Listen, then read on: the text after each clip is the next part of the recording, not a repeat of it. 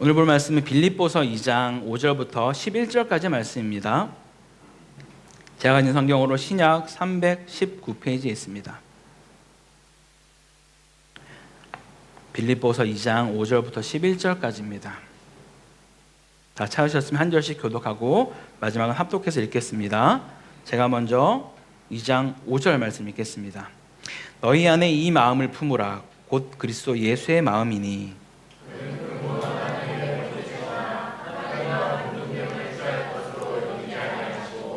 오히려 자기를 비워 종의 형체를 가지사 사람들과 같이 되셨고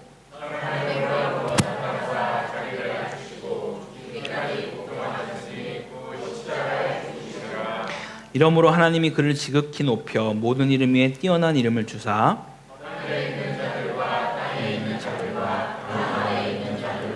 모든 무릎을 함께 읽겠습니다.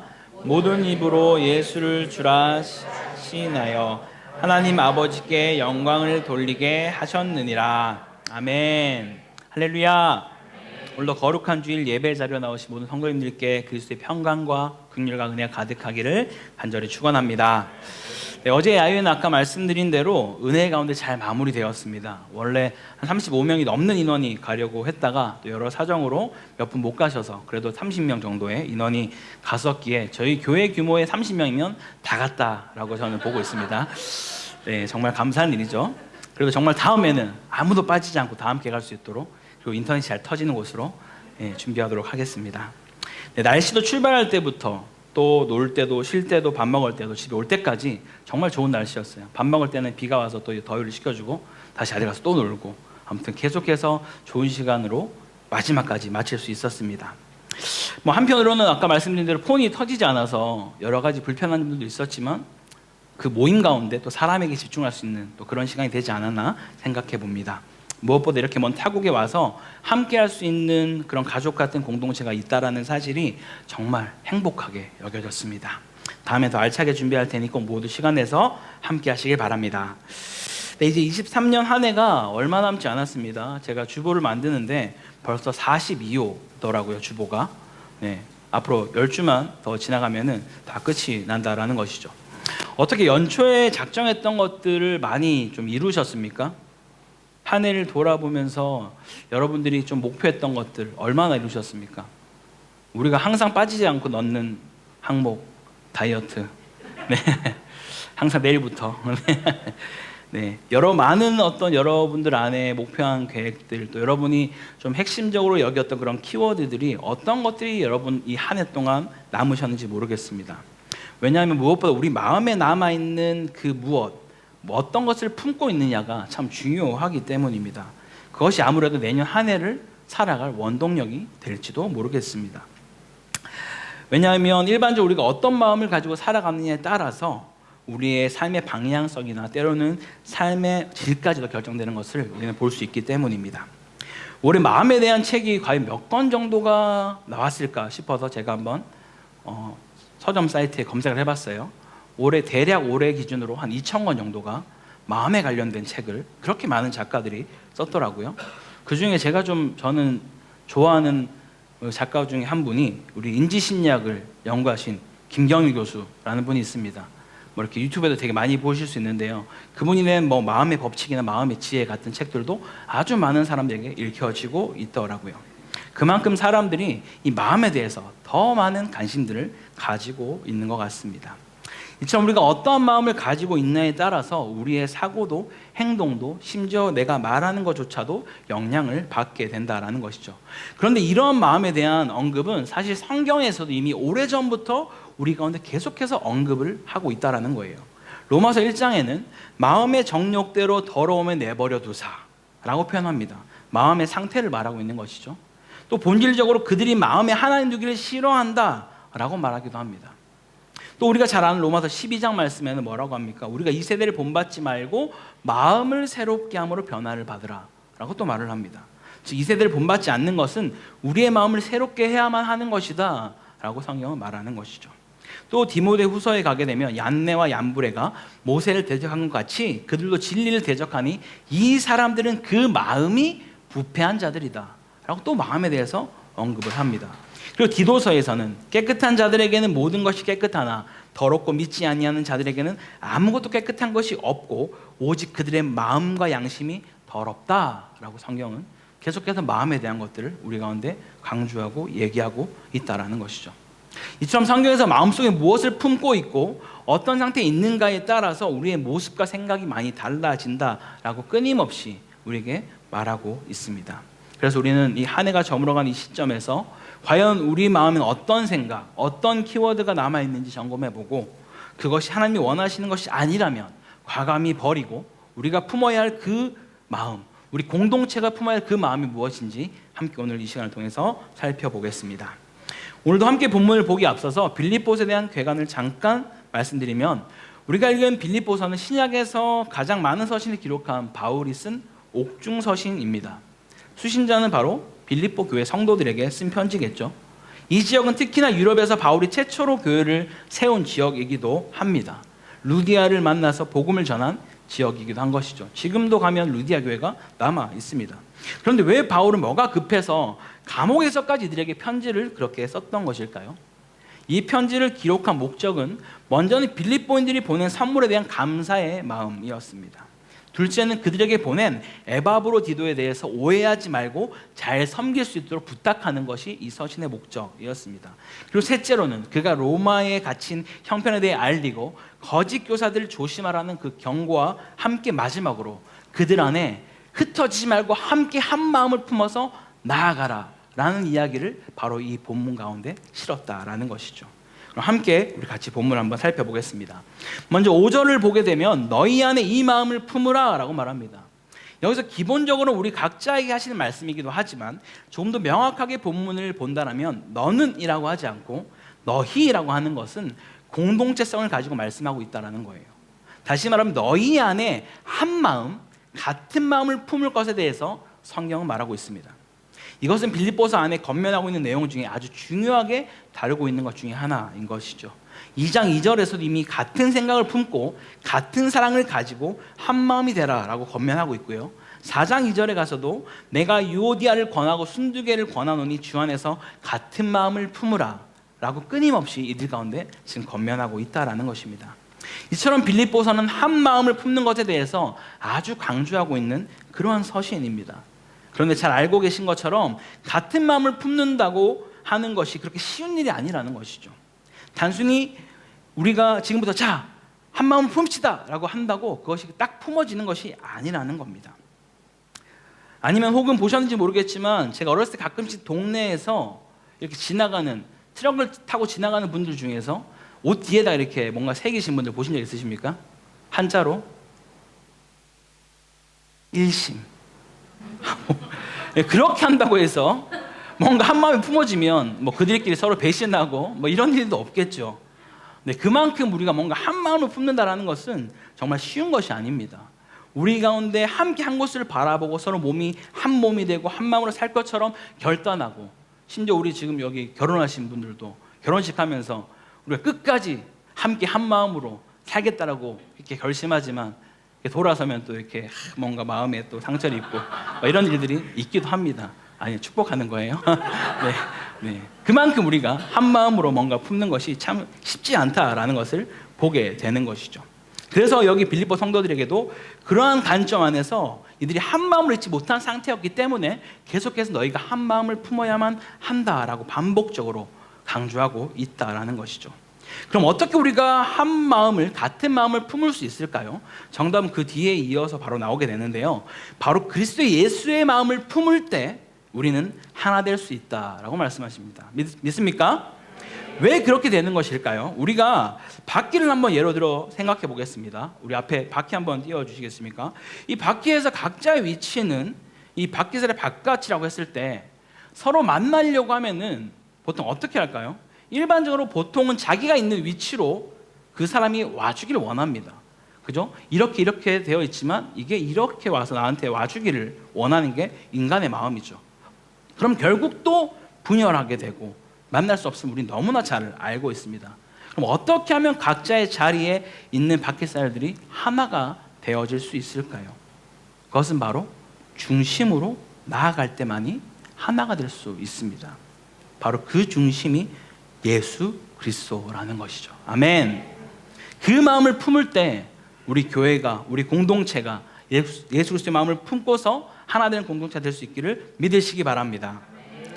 그렇다면 이제 그리스도의 마음을 품어야 하나 된다는 것을 알겠는데, 이 그리스도의 마음이 어떤 것일까요? 막연히 나는 그리스도의 마음을 품었어 라고 말하기에는 참으로 추상적이기도 합니다. 그것에 대해서 본문이 계속해서 말씀하고 있습니다. 6절을 보면 그는 근본 하나님의 본체시나 하나님과 동등됨을 취할 것으로 여기지 않으셨다라고 말씀하죠. 이 말은 예수님이 곧 하나님이신데 하나님과 동등함을 취할 것을 포기하셨다라는 거예요. 다시요. 예수님이 곧 하나님이신데 하나님과 동등함을 취할 것을 스스로 포기하셨다라는 겁니다. 이 말씀을 좀 더 분명히 이해하려면 반대되는 모습을 보게 되면 됩니다. 바로 하나님과 같아지려고 하는 것, 다시 말하면 하나님과 동등됨을 얻으려고 하는 그 아담의 모습처럼 끊임없이 인간의 모든 역사 안에서는 자신이 하나님 되려고 하는 모습이 늘 존재했었고, 지금 우리도 마찬가지로 이 아담의 후손이기 때문에 끊임없이 내가 하나님 되려고 하는 그 마음들이, 그 욕구들이 우리 안에 있다라는 것이죠. 그런데 주님은 우리처럼 그 자리를 탈취하려 했던 것이 아니라 7절의 말씀처럼 오히려 자기를 비워 종의 형체를 가지사 사람과 같이 되셨다라고 말씀합니다. 이것이 무슨 말씀입니까? 바로 예수 그리스도께서 성육신한 사건을 말해주고 있는 것이죠. 좀 더 명확하게 이 말씀을 표현하고 있는 것은 요한복음 10장 18절의 말씀인데요, 우리 같이 한번 살펴보겠습니다. 함께 앞에 화면 보시고 읽겠습니다. 시작. 이를 내게서 빼앗는 자가 나는 버릴 권세도 있고 다시 얻을 권세도 있으니 이 계명은 내 아버지에게서 받았노라 하시니라. 아멘. 이처럼 복음의 그 핵심은 그리스도께서 그 권리를 자발적으로 내려놓으셨다라는 것이죠. 그 순종의 자리가 어디까지였습니까? 그냥 내려오는 것이 아니라 8절에 자기를 낮추시고 죽기까지 복종하셔서 십자가에서 죽으시는 그 자리까지 우리 예수님은 가셨다라고 말하는 겁니다. 물론 이것은 하나님 아버지의 뜻이기도 하지만 그 부분은 예수님께서 스스로 선택하신 것이기도 하다라고 성경은 말해주고 있는 것이죠. 바로 이러한 모습이 주님이 품으신 그 마음, 즉 나를 낮추고 나의 권리를 포기하며 섬김을 받는 위치가 아닌 섬기러 오신 그 모습이 바로 겸손의 왕이요 예수 그리스도의 마음인 줄 믿습니다. 결국 주님은 바로 이러한 자신의 모습을 먼저 보이시면서 우리에게 이와 같은 모습으로 이와 같은 마음을 품으라고 말씀하는 것입니다. 할렐루야.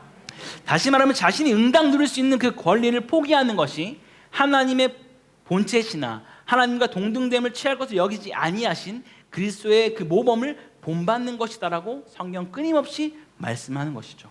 즉 이러한 태도를 본문에서는 종의 형체라고 말합니다. 성경 끊임없이 우리에게 종에 대해서 많이 언급을 하죠. 둘로스에 대한 것은 엄밀히 말하면은 노예라는 표현으로 쓰여지기도 하는 단어입니다. 왜냐하면 이 종에게 있어서는 그 어떤 권리도 없고 주인이 말하는 것에 오직 순종해야 하는 것이 바로 종으로서야 할 마땅한 의무이기 때문입니다. 그래서 바울은 자신을 소개할 때마다 뭐라고 얘기합니까? 그리스도의 종된 나 바울이라고 끊임없이 소개하는 것이죠. 나에게 어떤 권리도 없고 나의 모든 권리는 주님께 있습니다. 그리스도께 있습니다. 그리스도의 종된 나 바울은 이라고 말하는 것입니다. 여러분, 사실 우리 중에 권리가 없는 사람이 어디 있겠습니까? 가정에서 가장의 권리, 아내의 권리, 자녀의 권리, 직장에서의 권리, 또 교회에서 직분의 어떤 권리, 누구에게나 모든 권리는 다 있을 것입니다. 하지만 모두가 자신의 권리를 100% 주장한다면 그것만큼 정말 숨막히는 곳이 없다라는 것이죠. 만약 어떤 공동체가, 아니 당장 한 교회가 평화로운 모습으로, 샬롬한 모습으로 지금 살아가고 있다라면 그 중에 많은 이들이 지금 자신의 권리를 포기하고 있다는 뜻이에요. 그것이 당연한 것이 아니라 마치 예수 그리스도의 모습으로 나의 모든 권리를 포기하면서 나보다 남을 낮게 여기며 그들을 섬기고 있기 때문에 이 교회가 샬롬할 수 있다라는 것이죠. 이처럼 우리 안에 한 가정, 한 회사, 한 나라도 마찬가지라는 것입니다. 우리가 그리스도의 본을 따라 그리스도의 마음을 품는다라는 것은 결국 내가 주인 되지 않는다라는 뜻이며 나의 권리를 주님께 내어드리고 그 결정을 주님께서 하시도록 내어 맡기는 것입니다. 아멘. 여기는 우리 모두는 우리의 권리를, 우리의 결정을, 우리의 선택을 온전히 주님께 내어드릴 수 있는 복된 자들 되기를 간절히 소망합니다.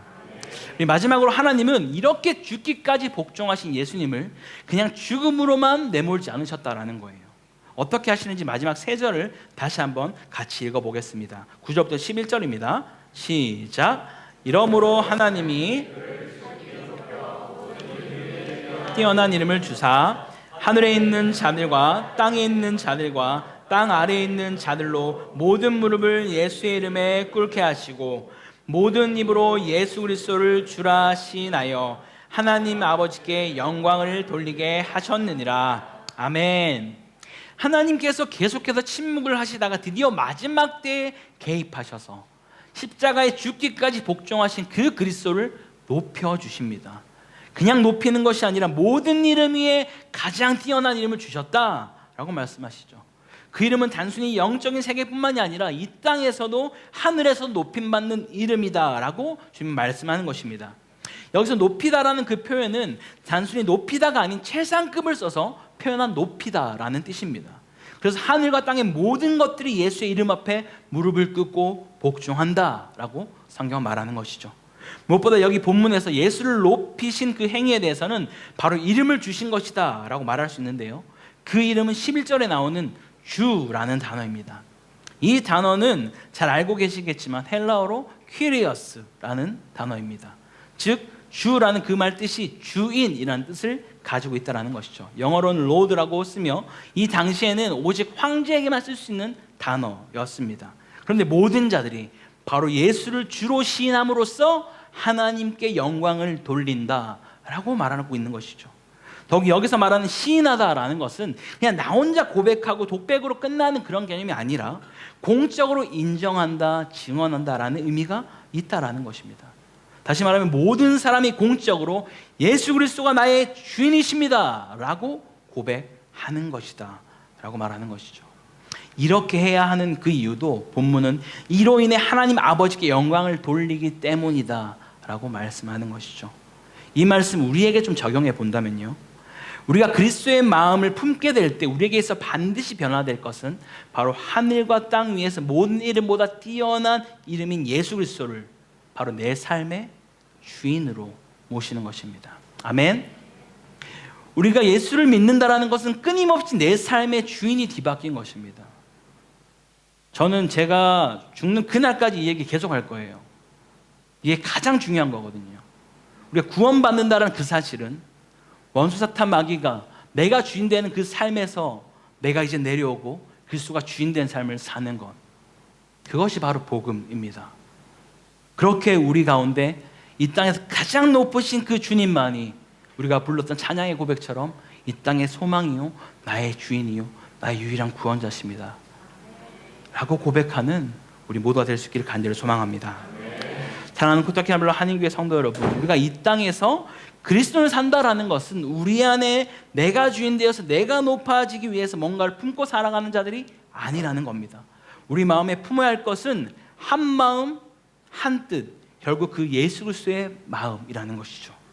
그 마음은 막연한 것이 아니며 추상적이지 않고 내가 있는 그 자리에서 그리스도의 본을 받아 그리스도께서 이 땅의 가장 낮은 자리로 자신의 모든 권리를 스스로 포기하고 종이 되셨던 것처럼 우리 또한 나의 모든 권리와 선택을 주님 발 앞에 내려놓고 온전히 주님만이 우리의 삶의 내 삶의 주인이라고 고백하며 하나님께 영광 돌리는 삶이 바로 우리가 살아가야 될 삶인 줄 믿습니다.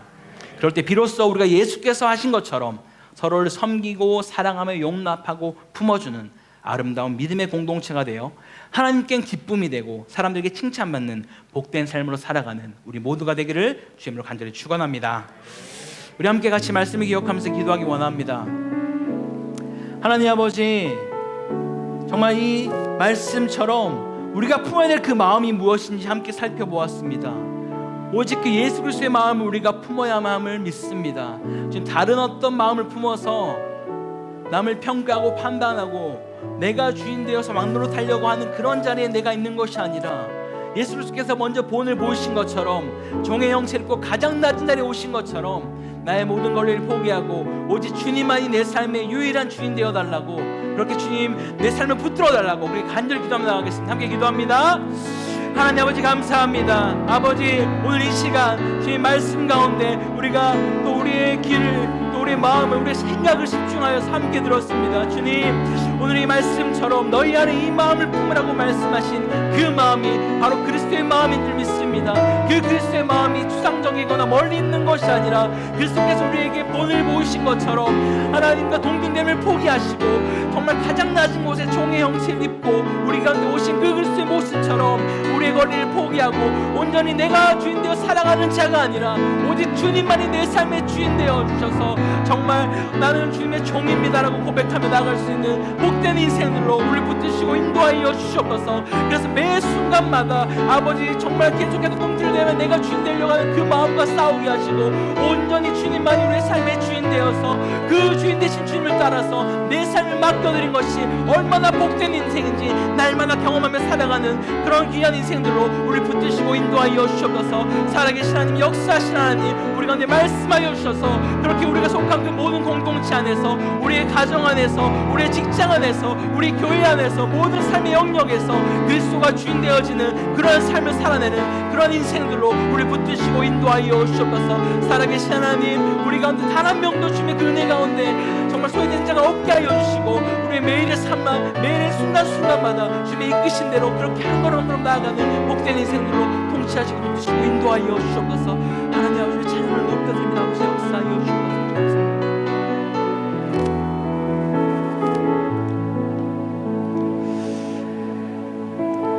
하나님 아버지, 오늘도 변함없이 주의 말씀을 듣게 하시고 나누게 하시니 감사합니다. 아버지, 우리가 말씀을 듣는 것이 정말 광야 같은 인생 가운데 복이 되게 하시고 주님과 동행하는 그 일이 우리 가운데 가장 기쁨이며 바꿀 수 없는 유일한 가치가 되게 하여 주시옵소서. 주님, 그래서 오늘 이 말씀처럼 우리가 품어야 될 그 마음이 무엇인지 함께 살펴보았습니다. 아버지, 우리 마음 가운데 얼마나 내 뜻과 내 마음대로 하고 싶은 마음이 얼마나 많습니까? 주님, 그래서 남을 판단하고 비난하고 욕하며 그렇게 싸울 때가 참 많이 있었을 텐데 이제는 주님 그 마음 내려놓고 오직 그리스도께서 우리를 위하여 이 땅에 오셔서 가장 낮은 자리에서 섬기셨던 그 모습처럼 그 그리스도의 마음을 품고 살아가는 복된 인생들이 되게 하여 주시옵소서. 주님, 그래서 주께서 사랑하시는 이 공동체가 그리스도 안에서 주님을 닮아서 서로 섬기며 사랑하며 용납하고 믿음 안에서 세워져 가는 복된 신앙 공동체로 주께서 인도하여 주시옵소서. 그러한 우리 가정이 되게 하시고 그러한 직장이 되게 하시고 그러한 교회가 되게 하시고 그러한 열방으로 나아가는 복된 성도들로 우리의 삶을 인도하여 주시옵소서. 그렇게 할 수 있게 감사드리며 이 모든 것 살아계신 우리 예수 그리스도 이름으로 기도드립니다. 아멘.